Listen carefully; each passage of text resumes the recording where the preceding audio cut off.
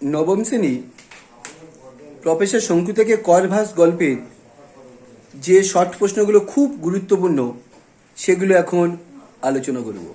এই করভাস গল্প থেকে এমসিকিউ আসে 4-5 নম্বর। এর জন্য আজ 25টা প্রশ্ন আলোচনা করছি।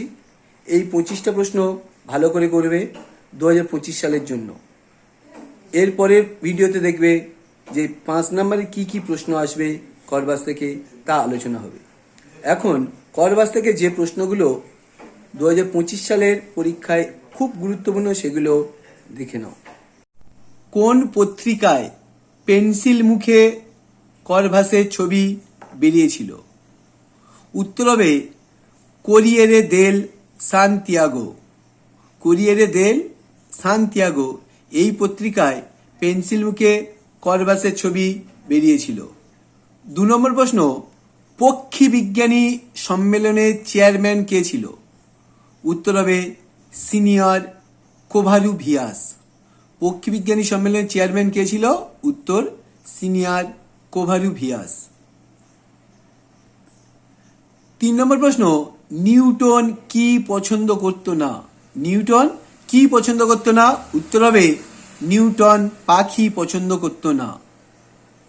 4 নম্বর প্রশ্ন, চিলিয়ান জাদুকরের নাম কি ছিল? উত্তর হবে আরগাস। আকার র গয়াকার দন্ত স বা আকার গয়রে বাকার দন্ত স, আরগাস। চিলিয়ান জাদুকরের নাম ছিল আরগাস। 5 নম্বর প্রশ্ন, করভাস শব্দটি কি শব্দ? এই করভাস এটা কি জাতীয় শব্দ? উত্তর হবে এটা ল্যাটিন শব্দ। করভাস হচ্ছে ল্যাটিন শব্দ। 7 নম্বর প্রশ্ন, নরকবাস আছে তোর কপালে। নরকবাস আছে তোর কপালে কথাটি কাকে উদ্দেশ্য করে বলা হয়েছিল? উত্তর হবে করভাসকে উদ্দেশ্য করে আরগাস বলেছিল নরকবাস আছে তোর কপালে। 8 নম্বর প্রশ্ন, জাদুকর পালিয়েছিল কোন গাড়িতে করে? জাদুকর মানে আরগাস পালিয়েছিল কোন গাড়িতে করে? উত্তর হবে রুপোলি ক্যাডিলাক গাড়িতে করে। রুপোলি ক্যাডিলাক গাড়িতে করে। জাদুকরের মানে আরগাসের চোখের চশমার পাওয়ার কত ছিল? উত্তর -20। আরগাসের চোখের চশমার পাওয়ার ছিল -20। 10 প্রশ্ন, আরগাসের চোখগুলি তুলে ময়ূরের পুচ্ছে বসিয়েছিল কে? আরগাসের এখানে বানান আকার গয়রে বাকার দন্ত সহায়িকার হবে। আরগাসের চোখগুলি তুলে ময়ূরের পুচ্ছে বসিয়েছিল কে? উত্তর হবে গ্রিক দেবী হেরা। গ্রিক দেবী হেরা। 11 প্রশ্ন, পক্ষী বিজ্ঞানী সম্মেলনে ক্লান্তিকর ভাষণ দিয়েছিল কে? এটা সম্মেলনী হয়ে গেছে। পক্ষী বিজ্ঞানী সম্মেলনে ক্লান্তিকর ভাষণ দিয়েছিলেন তোমাসাকা মেরিমোতো। তোমাসাকা মেরিমোতোর ভাষণ ছিল ক্লান্তিকর ভাষণ। 12 প্রশ্ন, ম্যানিফিকো শব্দটির অর্থ কি? ম্যানিফিকো শব্দটির অর্থ অসামান্য, চমকপ্রদ। 13 প্রশ্ন, প্রফেসর শঙ্কু আর গ্রেনফেল ম্যাজিক দেখতে কোথায় গিয়েছিল? প্রফেসর শঙ্কু আর গ্রেনফেল ম্যাজিক দেখতে কোথায় গিয়েছিল? উত্তর হবে প্লাজা থিয়েটারে। ম্যাজিক দেখতে গিয়েছিল প্লাজা থিয়েটারে। 14 প্রশ্ন, কোন পাখির দিক নির্ণয় ক্ষমতা বেশি? না যাযাবর পাখির দিক নির্ণয় ক্ষমতা বেশি। অস্ট্রেলিয়াতে একরকম পাখি আছে, পাখিটির নাম কি? যারা নিজের পালক ছিঁড়ে ছিঁড়ে খায়। হবে ম্যালি ফাউল পাখি। অস্ট্রেলিয়ার একরকম পাখি আছে, পাখিটির নাম কি? ম্যালি ফাউল পাখি।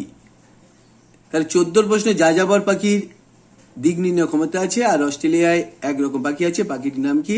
ম্যালি ফাউল পাখি। নিজেদের পালক ছিঁড়ে ছিঁড়ে খায় এবং শাবকদের খাওয়ায় কোন পাখি? উত্তর হবে গ্রিপ পাখি।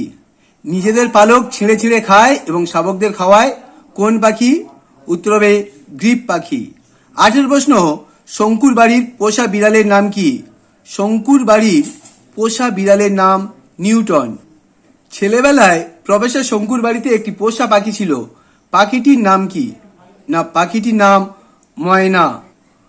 20 প্রশ্ন, আরগাস ম্যাজিক দেখাতে আরম্ভ করেছিল কত বছর বয়স থেকে? আরগাস ম্যাজিক দেখাতে আরম্ভ করেছিল 19 বছর বয়স থেকে। 21 প্রশ্ন, হোটেলের কত নম্বর ঘরে প্রফেসর শঙ্কু ছিলেন? বা হোটেলে কত নম্বর ঘরে শঙ্কু করবাসকে রেখেছিলেন?